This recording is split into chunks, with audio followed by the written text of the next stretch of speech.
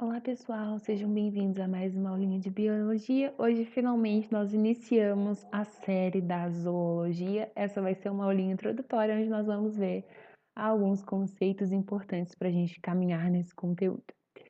Então, vocês viram ali na aulinha de embriologia que nós temos alguns estágios embrionários e alguns deles vão ser mais importantes aqui para nós na zoologia.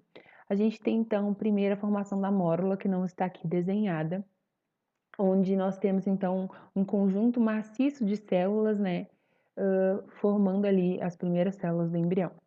O estágio seguinte é a blástula, onde nós vamos ter então a formação de uma cavidade interna, né? Essa mórula que antes ela era maciça, compacta, cheia de células.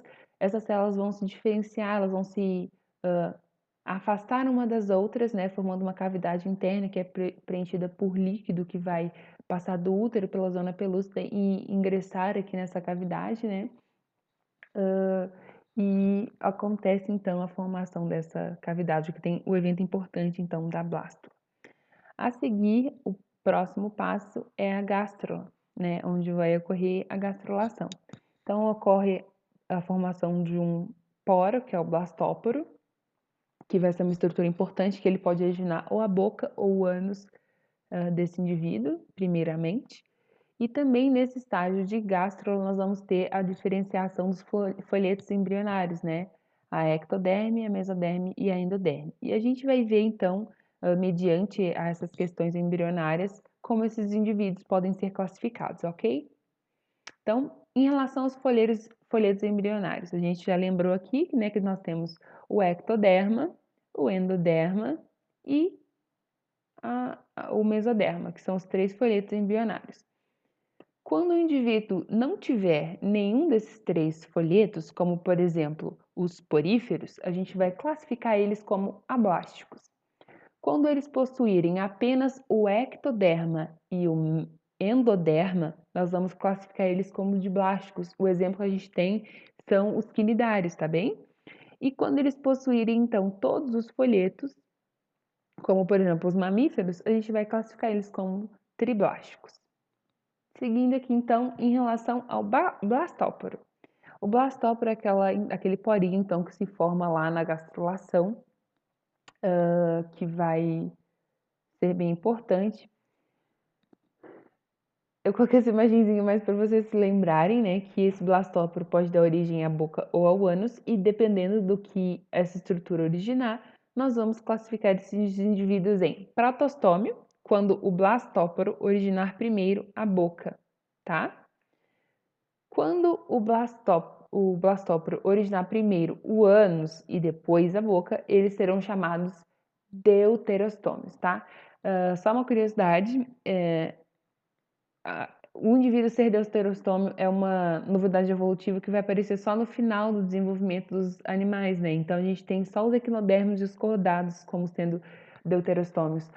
Todos os demais animais serão protostômios, ok? Em relação ao celoma, a gente viu que o celoma é aquela cavidade, né, que pode surgir no embrião, ali na formação do embrião.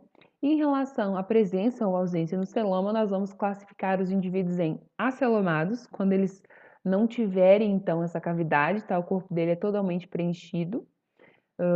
A gente tem como exemplo aqui os plateumintos, tá?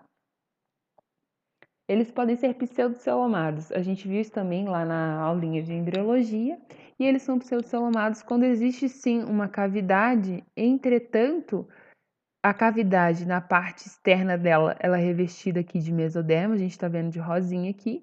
Mas na parte de dentro dessa cavidade, o que a gente tem revestindo aqui é o endoderma, tá vendo que é azulzinho? A cavidade é essa região aqui entre essas duas cores. Por isso, a gente diz que é um pseudoceloma, porque o celoma verdadeiro ele tem que ser totalmente revestido de mesoderme, tá? Então, a gente tem aqui um indivíduo celomado, o exemplo aqui são os anelídeos, eles têm mesoderme revestindo externa e internamente essa cavidade, tá bom? Em relação à simetria, Eles podem apresentar uma simetria bilateral, né, quando a única forma de obter duas partes iguais é partindo ao meio, né? Eles podem ter também uma simetria radial, como por exemplo aqui acontece nos quinidários, e eles também podem não possuir uma simetria, a gente vai dizer então que eles são assimétricos. O exemplo aqui são os poríferos. Em relação ao sistema digestório dos animais, eles podem possuir um sistema digestório incompleto, é quando eles possuem um único orifício, que é a boca, por onde entra o alimento e por onde também vai sair, né, as excretas. E eles podem possuir um sistema digestório completo, com boca, ânus, né, boca por onde entram os nutrientes, ânus por onde saem as excretas. Então, esse é o reino Animalia.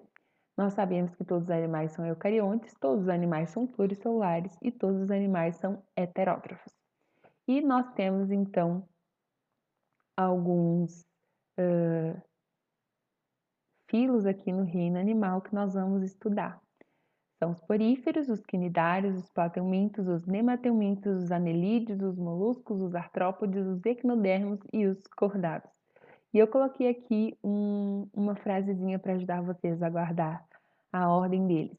Por certos planos ninfomaníacos, alisou-se Mário, arrependeu-se e quis chorar. E para terminar essa aulinha de hoje, só uma diferenciação que a gente tem aqui. O reino animal é um reino só, mas a gente tem meio que uma subdivisão. Por quê? Nós temos um único filo que não possui tecidos verdadeiros, que são os poríferos. Por isso, eles estão meio que ao lado. O prefixo para quer dizer ao lado e o prefixo eu quer dizer verdadeiro. Então, nós temos os animais verdadeiros e os animais que estão ali do lado, tá? Então, quando a gente disser parazoários, compreende só os poríferos, que são aqueles animais que não possuem tecidos verdadeiros. Todos os outros animais possuem tecidos verdadeiros e por isso são chamados de eumetazoários. Então, na próxima aula, a gente vai começar estudando os parazoários, tá? Então, pessoal, um grande abraço e até a próxima aula.